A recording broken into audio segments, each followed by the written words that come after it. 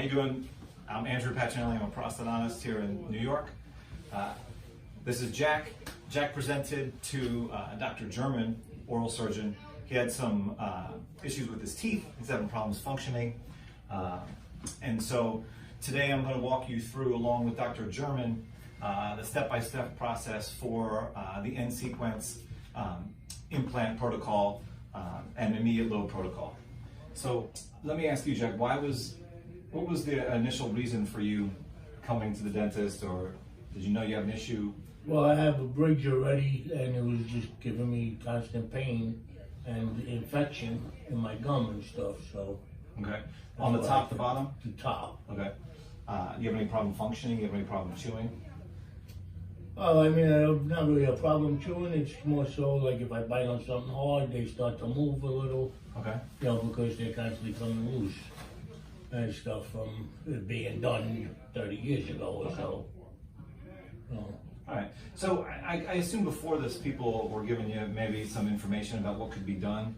I don't know if anybody told you what your options were, that you had a bridge that was glued in, that was coming loose, and was kind of falling out. Did anybody go over with you, maybe what your next steps might have been? Well, they pretty much said the way the bridge is in now, with the old teeth underneath, that the teeth were rotted. So there was losing a chance to stay in anymore. Okay. So that's why I'm looking at the implants to be done. Okay. Yeah, because did anybody talk to you about wearing a denture or having to wear a Yeah, and I don't want to do anything like that. Okay. Not at this stage in life. Yeah, and you never had any experience with a denture before? No. Okay. Never. Okay, great. So Jack just kind of explained his current situation. He's got an upper fixed porcelain fused to metal bridge supported by some compromised abutment teeth, and we're going to go through the step-by-step process of what I'm looking for from a restorative perspective, and then we'll talk about the surgical perspective. But the first thing, when I see Jack, when I initially look at him, I see a couple of things, and this can be done right away. And these are the things that I'm always looking at, whether it's a fixed or removable, whatever our options are. I'm looking at his face. And so when I look at Jack's face, what I can see is, one, he does not show a lot of teeth. When he speaks, he doesn't show teeth. Give me a smile. Okay, when he smiles, he barely shows any teeth. So because of that, we have an advantage. But there are a little bit more of challenges with him, because if you look at his face and his facial form, he has a more of an angular lower jaw, or a low Frankfurt mandibular angle. And when I see that, it gives me some information about how much force and how much pressure this particular patient will be able to put on his restoration. So I would anticipate, just looking at him, that he's going to be able to generate a lot more occlusal forces than someone who might have a little more of a broader or a larger Frankfurt mandibular angle. So when I look at that, we have to say, well, what's the treatment going to include from a temporary perspective, if we're going to give him fixed prosthetics, and for a definitive perspective? And the other thing we can look at is, what do you have on the lower? What is The lower is also a bridge. Okay. But I never have any problems. It never moves or falls out. So, okay. I would like to, hopefully get to stay match the bottom teeth color to the new ones that you're going to give me. Good. Absolutely, absolutely. So there again, and now the material selection too. As we move forward, we got to think about it. So on the lower, he has, again, a fixed porcelain fused to metal traditional crown and bridge on dentition. And so whatever we're going to fabricate to oppose it, we have to take this into consideration. So I think you can have pretty heavy occlusal force and the material that we're opposing. If he was opposing maybe a denture or some sort of acrylic situation, or if he was opposing his natural dentition, we can take this into consideration too. And we also have to look at how many teeth he has, how far posterior does his occlusal plane travel. So first thing we're going to do, I'm going to do intraoral examination, and I did a little back work before. I took initial impressions, and those impressions captured the vestibules and all of the tissues surrounding the dentition, which is very important for this process. and we're going to go step by step to capture the information that is needed in order to fabricate the most predictable implant solution and temporary restorative solution. Because Jack does not want to go through a removable prosthesis on his way to getting a fixed prosthesis. So that's the goal today. We're going to take him from where he is with a failing fixed bridge and transition him to implants, immediate load temporary, and then definitive restoration. All right? Sounds good. Hi, I'm Dr. David Jurman. I'm an oral surgeon based out of Long Island, New York. I'm with patient Jack here. I'll be working with a restorative colleague of mine, Dr. Pacinelli, who you've been seeing probably throughout the video. And my part in the intake or the initial visit is to see if Jack is healthy enough, compliant enough, and if he's a good candidate for implants. So we have Jack retracted here, so you can take a look, because again, he's not a very toothy patient, so we have to kind of get a feel for what we're working with. And right now, he's in maximum intercuspation, or he's occluding. And what we can see, and I don't know if you can see on the in the camera, he's got fairly short teeth, fairly short dentition. And if we look at the maxillary fixed prosthesis, the upper and lower midlines are not coincident, and so these are something that we can look at moving forward. Now, Jack, I have a question for you. With regard to the way your teeth look, are you okay with the way the teeth look? Yes. Yes? Okay. So the patient, he's fairly easy. Some patients maybe want a change, but if we're trying to keep the patient in a similar aesthetic situation, then it's great. We have a lot of information here. But when I look at it, I'm going to take these retractors out, okay? And then when we look at his facial midline and we look at his dental midline, I want to see if we can correct some of these things to give some landmarks. So, want to bite down for me and look? Yes. So when I look at him, I don't know if you can pick this up on the camera, his facial midline is canted in this dimension, so it and it's also offset to the patient's right. And if we look at his the midline of his lower dentition, I think that's fairly close. Bite down for me. Great. I think that's fairly close to his facial midline.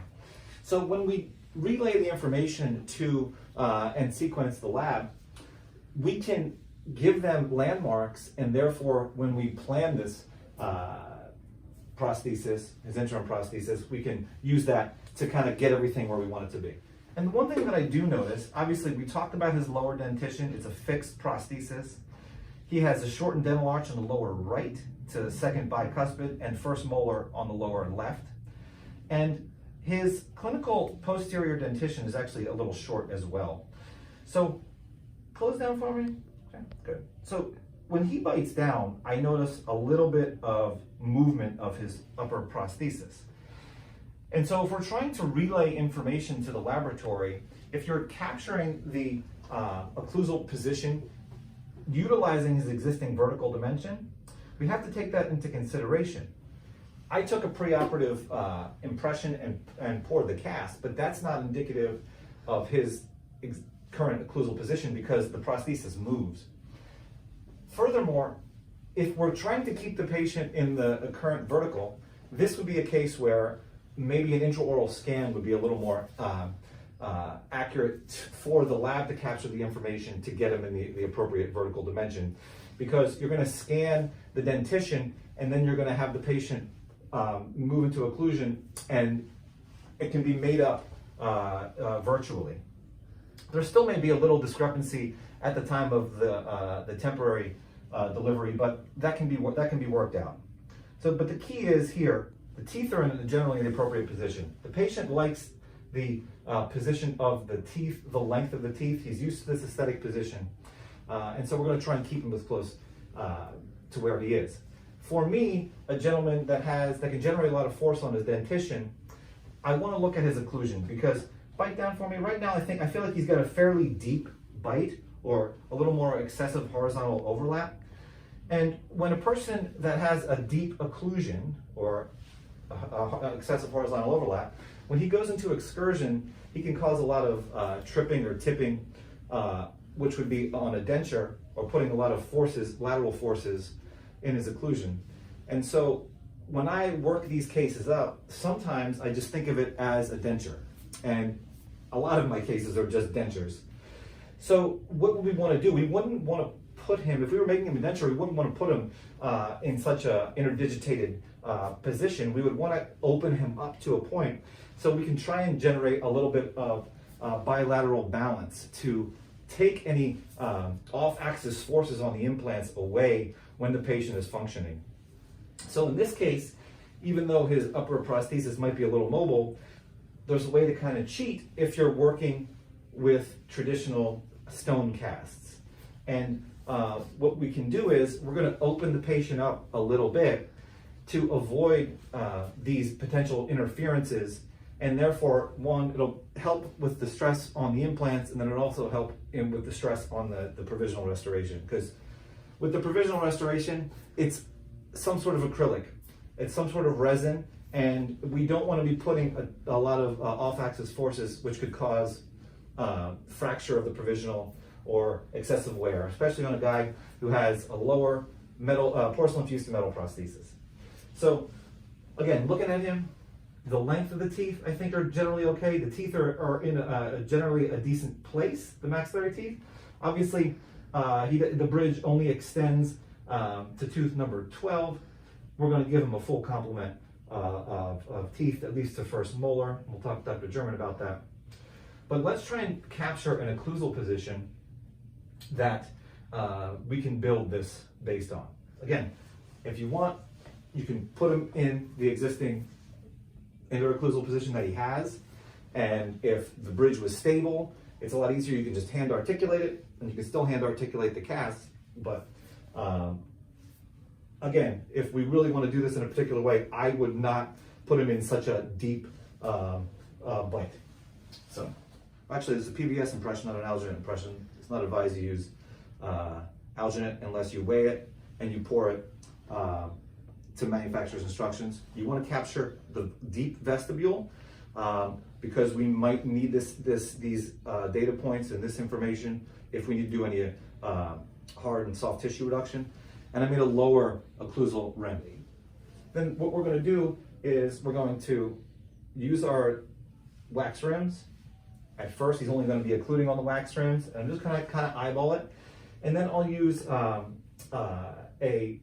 PVS intraocclusal registration material, blue bite, if you will, to capture between his dentition. So, okay, do me a favor, gently bite down for me. Gently bite down for me. Keep biting. Good. Okay. Okay. So if you look, he's not interdigitating. He's the prosthesis is not fully seating. Open for me.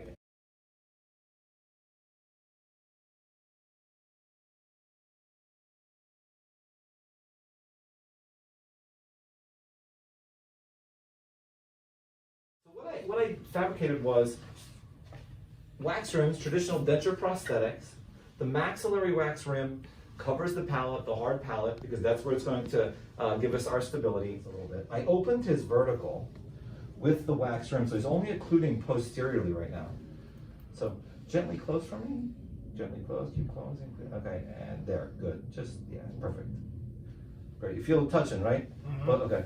So I opened his vertical a little bit I'm trying to eliminate some of that horizontal overlap right now. And so once I think I have it close, now we're not putting any pressure on his mobile fixed prosthesis. And now I'm going to be able to capture an occlusal record with my bite registration material in the anterior. So I'm going to capture the occlusal record intraorally. Now we're also going to do it digitally, but this is how we're doing traditional denture prosthetics. Even if we didn't want to change our patient's vertical dimension, if the patient does not have posterior occlusion, we have to have a wax rim. You have to have some sort of hard posterior stop unless you're scanning the occlusion. So just like in dentures, you cannot, if the patient has no posterior occlusion, you just can't squirt some goo over the dentition and then expect the laboratory to have an accurate mounted cast. And this is so important. The occlusion is so important. So again, for Jack, what we're going to do is I'm going to just open this vertical just a little bit so I can avoid some interferences on the provisional restoration. And so I've built up the posterior with wax, traditional denture prosthetics. And now I'm going to ask Jack to gently close, gently close, gently close, gently close. And so I'm going to take a bite record here in the anterior.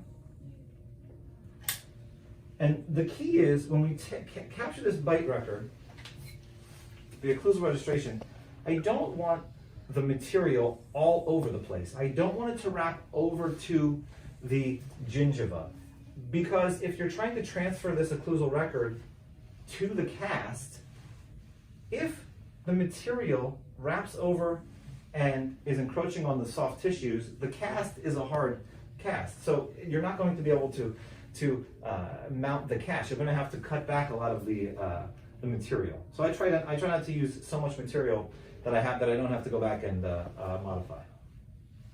So. How long do you let it set for usually? According to the manufacturer's recommendations, there's a bunch of different information. About 2 minutes, but it depends on the material. Okay. They make different rigidity of the material. A moderate rigidity, that's what they recommend, the blue mousse, the blue bite, because it's not too soft, right, and it's not too hard. If it's too hard, it becomes brittle. Even though you have some pretty nice materials. Voco makes a really nice material that's really rigid. When it sets almost like an acrylic, but it's very easy to snap. So this has got more resilience to it, so you can snap it in, pop it in and out of the patient's mouth. Because we're going to use this bite registration with the wax rim when you take the scan. Yep, and so that's why we need this. And again, something that we could also do at this point is, if we wanted to, we could make a mark on the bite registration material with a marker to give the technician the idea, the know where the midline wants to be. So I would take a marker, a Sharpie or something. Pencil or something like that. While we're talking about marking, Yeah. I do notice through the years, and that I've seen some clinicians use a tongue blade, and they use a point on the nasal tip and the midline of the chin, and they come up with a reference point. What do you feel about that? That's great. I mean, I think that any landmark you can give. So in that instance, the dentist or the technician at the time is making marks on the patient's face to give them a reference for the midline. For me, I'll look at the patient and use other landmarks. I like to use landmarks that not only I can reference, but also somebody who's never met the patient can reference. And that's the reason why I looked at his lower bridge, and I saw that the mandibular midline was pretty close to his facial midline. And a lot of times what patients are looking for also is looking for midlines to be coincident. Even if the midline of the face is off, if you restore the patient and the upper and lower midlines are off, they're only staring at the upper and lower midline intraorally, they won't notice if the midline is not coincident with the face. Right. I mean, generally. Right.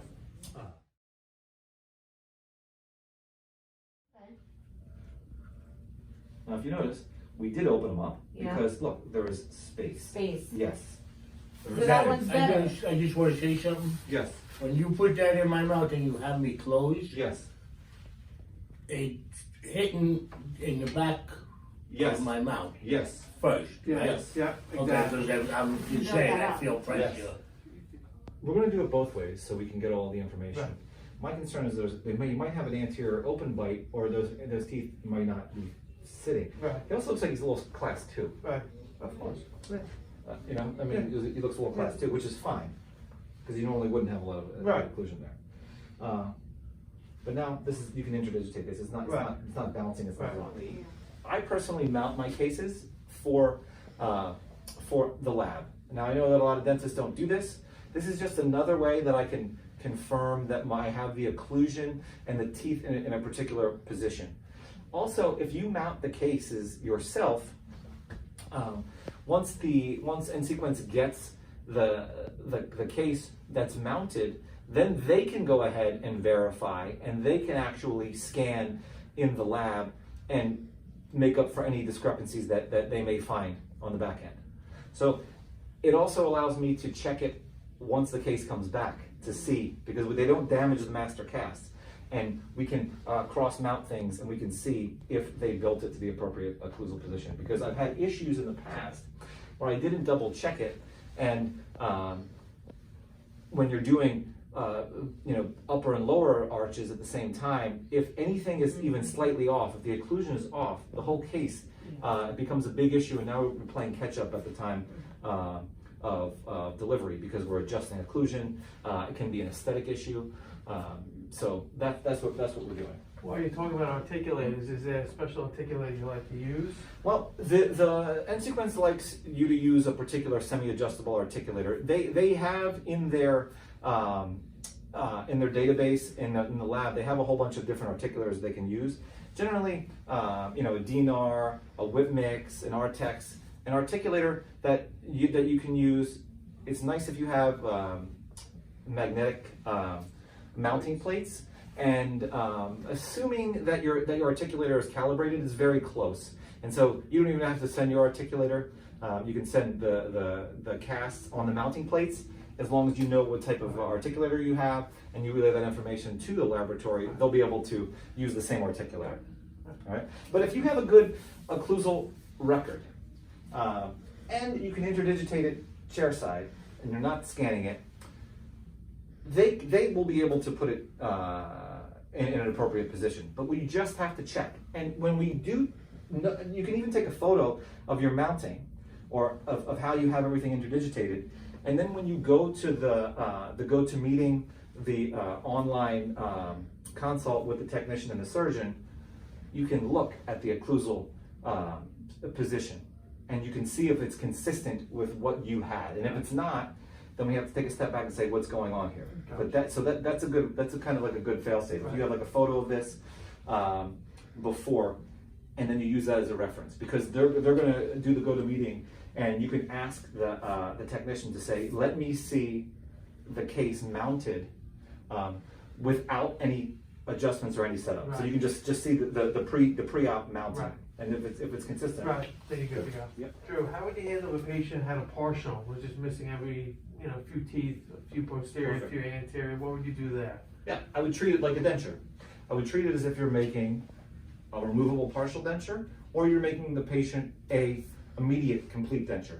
So everything is denture prosthetics. If you're thinking about it, just mock it up and work it up as if it was a denture. So in the case that a patient has a partial, and they have limited posterior occlusal position, or they maybe have some mobile teeth, we have to develop a stable occlusal position, and we have to develop stable records.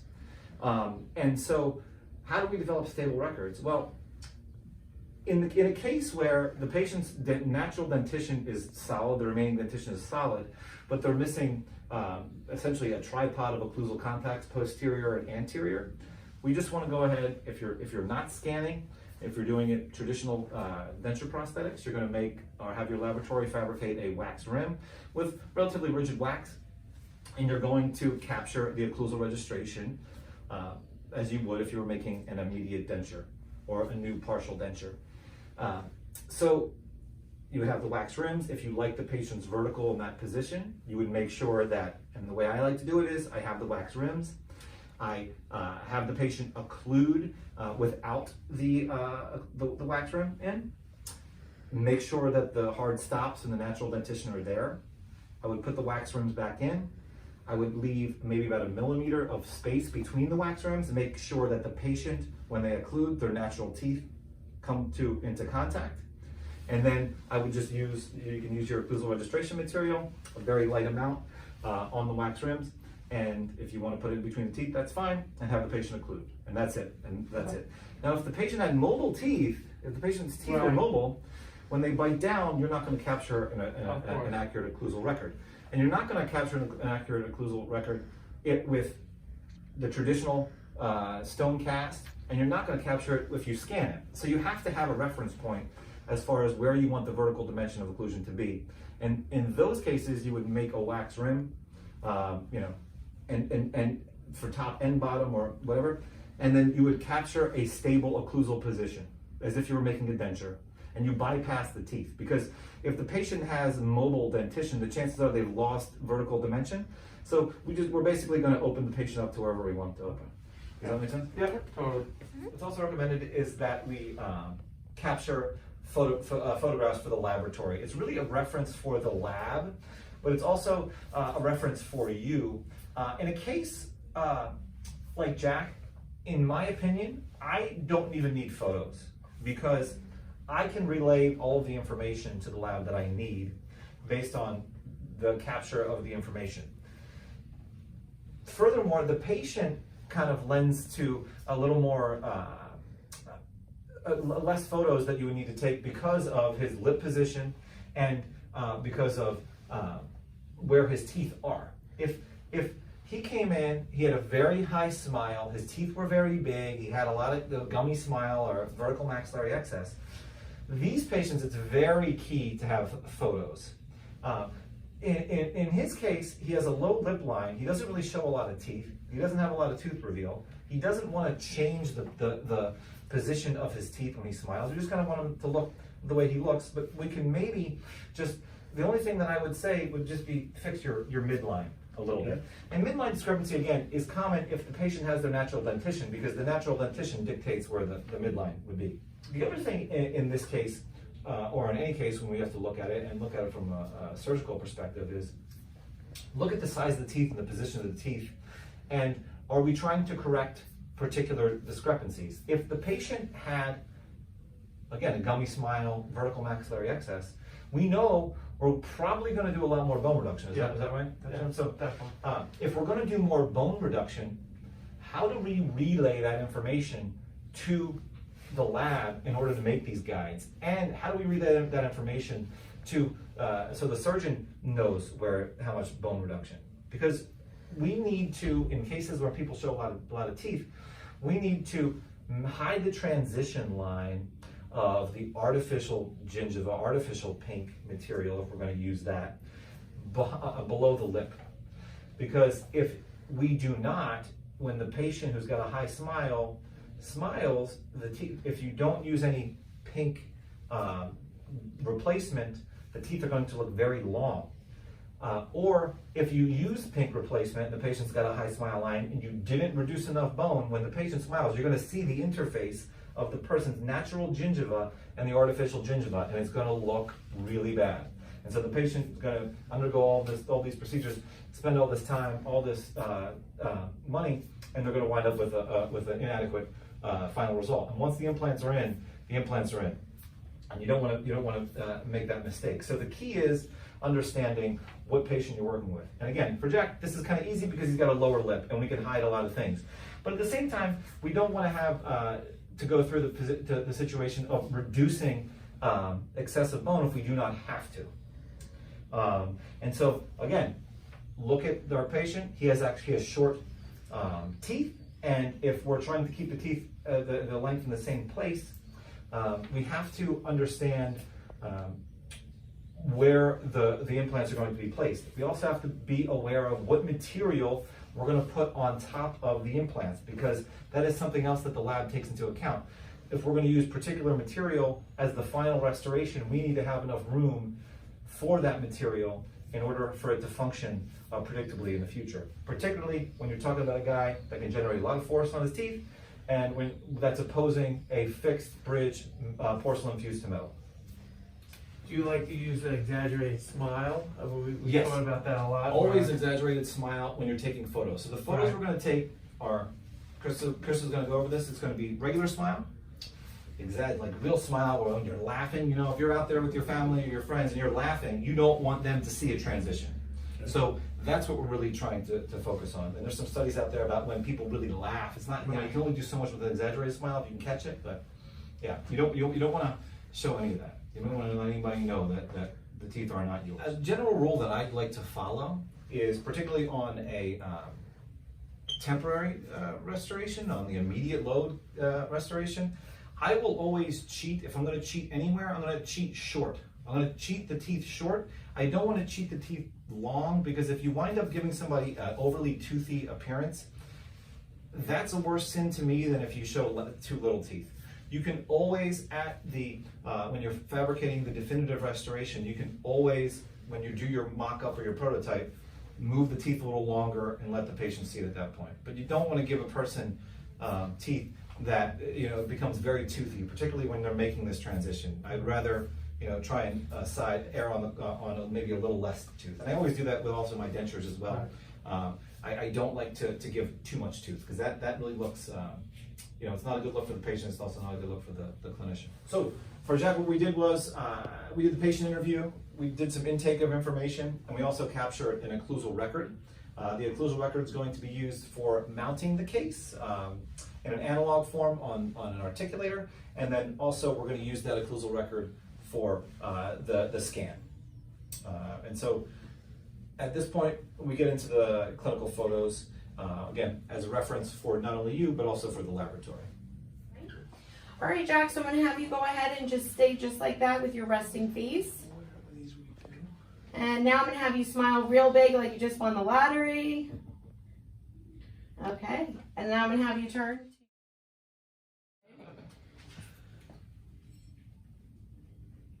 Perfect. Now I'm going to have you have a seat back in the chair. And you're going to bite.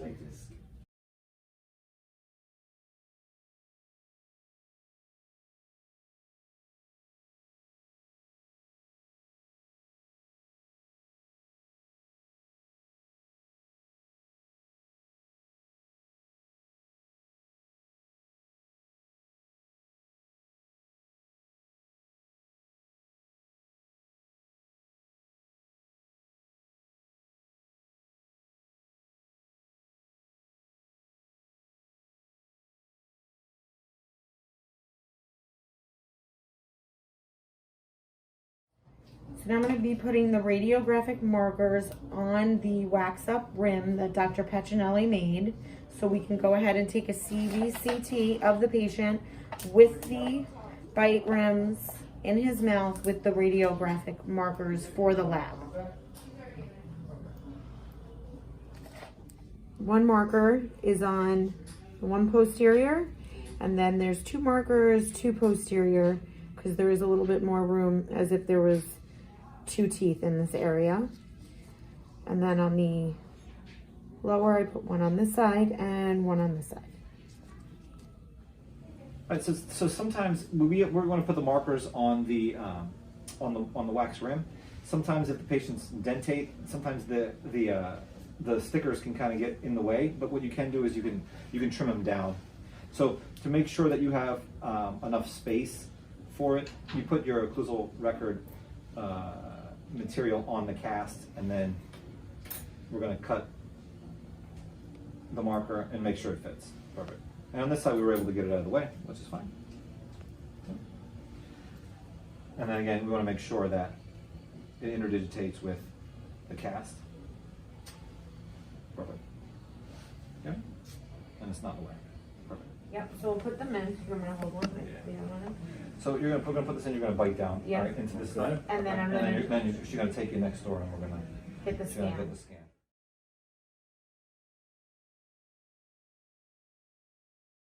So I'm going to be getting the intraoral scan with our 3D Trios scanner. I'm going to make sure that I get the full vestibule on all areas, and I'm also going to get the full palate on the maxilla.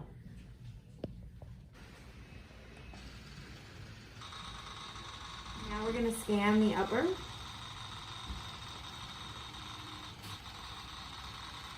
Now we're just taking a bite to kind of show where his occlusion is.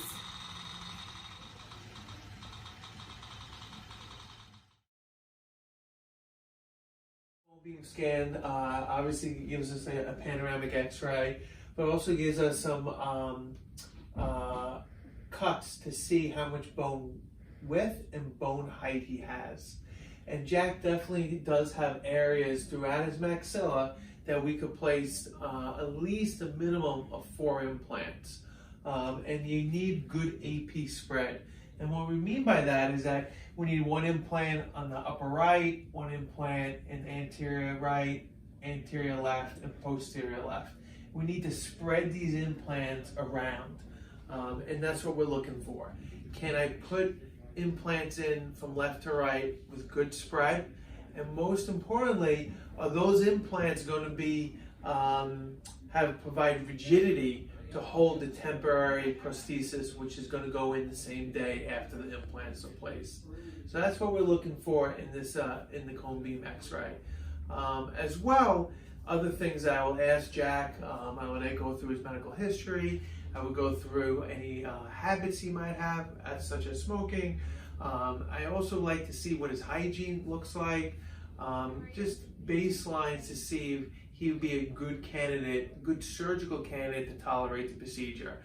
I also got to ask the patient, is he willing to go through soft food and liquids the first few days, and the soft food for at least 3 to 4 months after the surgery. If the patient's not willing to be compliant with these things, maybe he won't be a good candidate for an immediate load type of case. So these are the things that we look for from the surgeon's point of view. So InSequence makes it really easy, self-explanatory. You'll go to their website, you'll click on the link that says send a case, and then you'll enter the patient's information in, and then it'll keep prompting you through. So here, this is a prescription for a guided prosthesis, and we're just going to go through really quick. So we're obviously, as we discussed, we're doing the maxilla. What is the upper final prosthesis? The upper final prosthesis is going to be a screw-retained fixed prosthesis. When we're doing the implant restorations, I prefer to have my cases screw-retained because they're much easier to service and they're retrievable.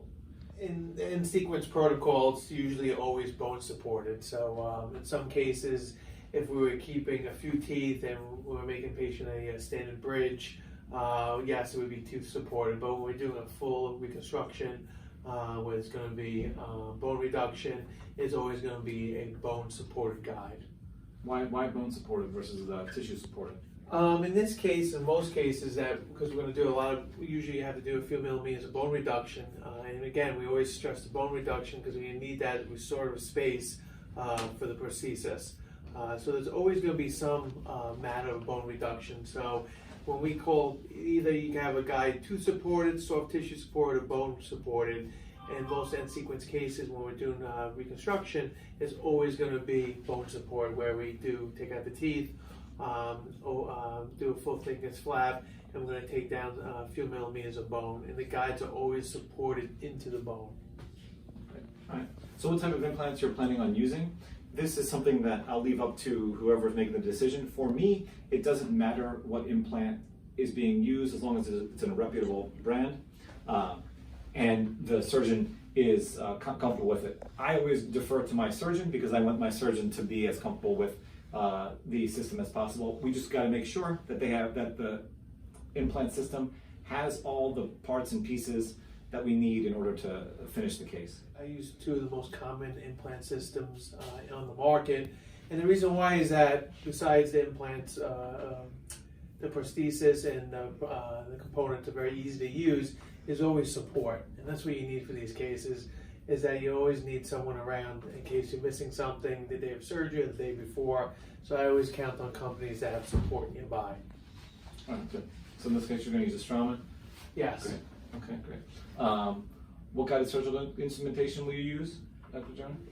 We always use the Straumann lately we've been using the Straumann BLX surgical kit, guided kit, and everything is in the guided kit itself. All the components, all the drills, all the sleeves for the drills, and always the pins are always, and these pins are ones that hold the guide into the bone, come with the Straumann kit. If we use another brand, Nobel, we use a Nobel guided kit, and those are the two guided kits that we use for these cases. So preferred articulator, this is great because if you don't mount your cases, you're just going to send the cast yourself, or you're going to have it scanned and put on an articulator. If you have one of these articulators, they will send you back mounted casts with the magnetic component on it so you can snap it right onto your articulator. So I would use a DNR magnetic, but again, if anybody, you can go through the list of these. But again, my articulator is not listed, so most people will just maybe, most dentists might just use that. But the key here is, this is just a tool for you to confirm your occlusion. And so when I get the case back, I'll put it on my articulator just to make sure that everything was built off of the appropriate occlusal position. But again, if you take some of the precautions before, meaning if you take a photo of your hand articulated casts, intraoral photos, and you keep that on record, you can use that as a reference when you're going through the virtual consult with the lab at the time to make sure that the case is mounted appropriately. Because if there's a discrepancy, then you can pick it up there. And this is up to the surgeon if you're planning on sinus augmentation. Most of the time with these cases that we try to stay away from any major bone grafting. We try to, and I'll go into this a little bit later, on the placement of the implants and where we're thinking of putting the implants. But majority of the cases that we don't do any sinus augmentation the day of surgery. We don't do any major bone grafting. We'll do some socket preservation in some areas and some soft tissue augmentation as well, but no major grafting at the time of the surgery.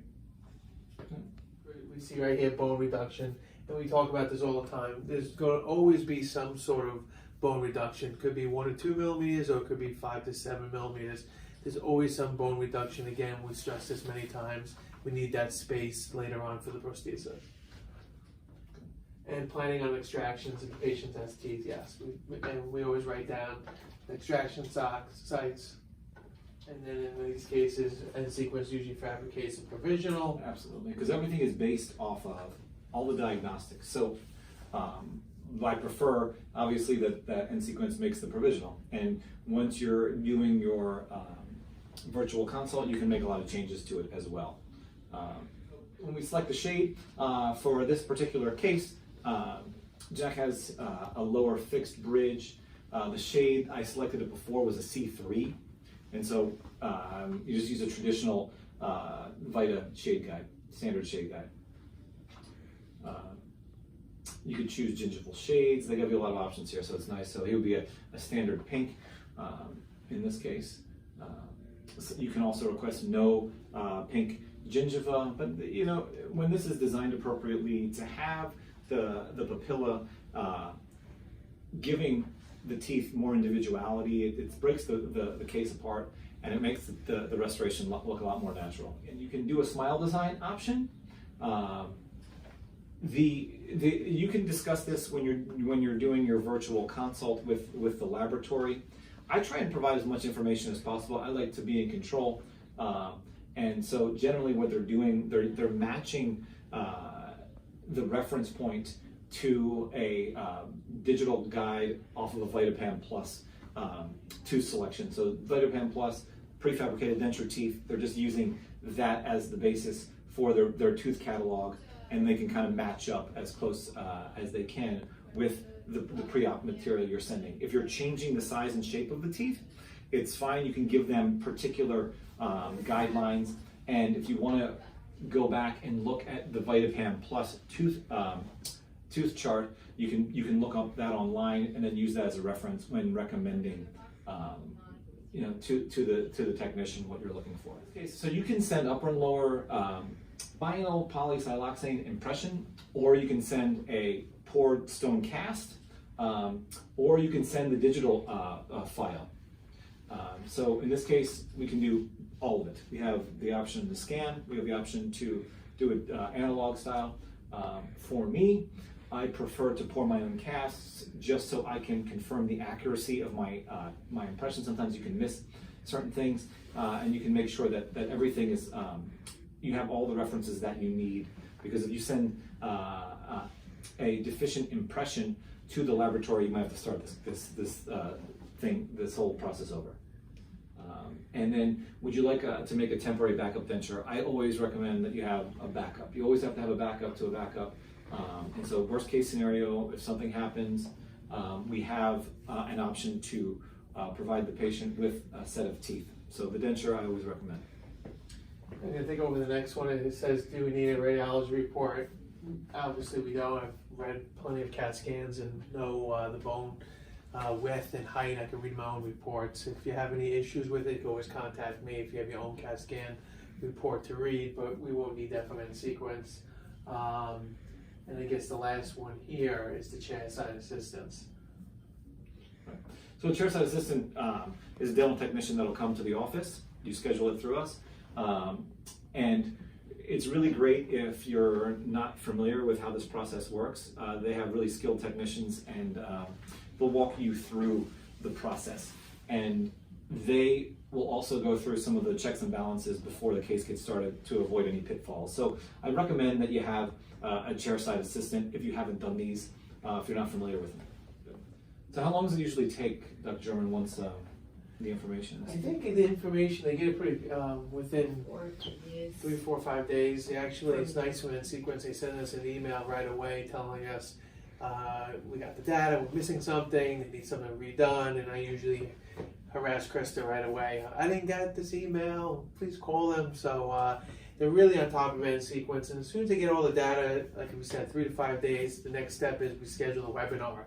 And the webinar is a great point, a great stop point that we could, again, we all get together, me, Dr. Pacinelli, the lab technician from N-Sequence, Krista, and we sit there and we go through the case. And like Dr. Pacinelli said before, you can also use that as a stop to make sure that they got all the records accurately and they planned the case accurately.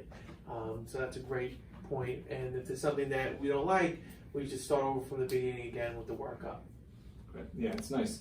So we can see where the teeth are going to be. You can see where the teeth were preoperatively.